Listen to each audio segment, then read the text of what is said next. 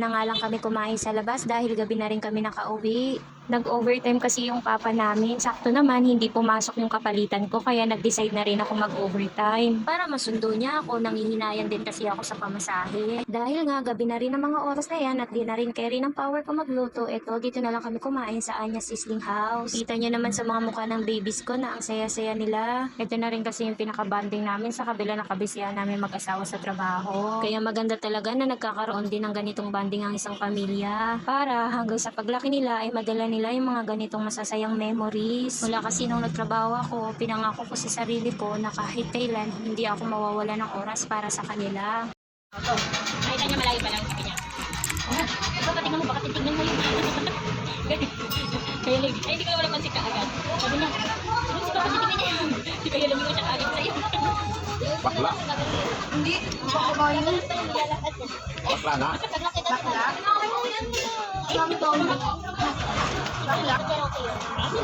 Anong tayo okay?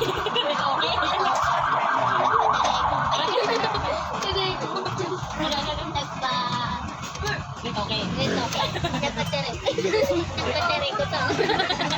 Ito okay. Nagpare ko so. Okay. Nagpatero. May nakaka. Okay. Okay. Nagpare ko. Oh, ano yan? Siguro nagpatero. Bulag na pala. Paano pala pag ginawa ka ng jowa mo?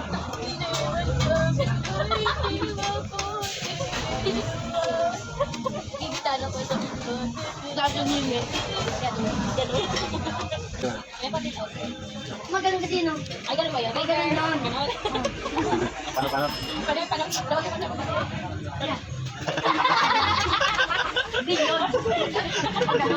pala yun?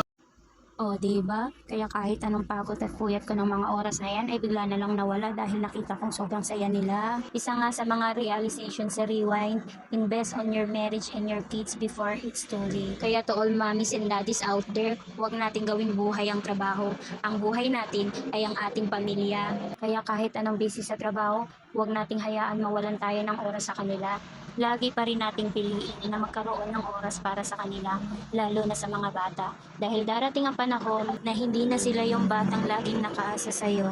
Magkakaroon din sila ng sarili-sarili nilang buhay at pamilya. Kaya habang bata pa sila, sulitin natin ang bawat araw at oras na kasama natin sila. Sigurado ka pa magbe-burger pa tayo?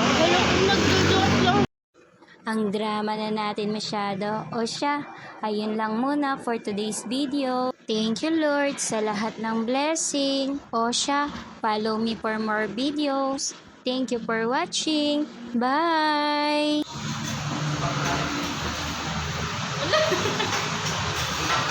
Nahilo ako guys.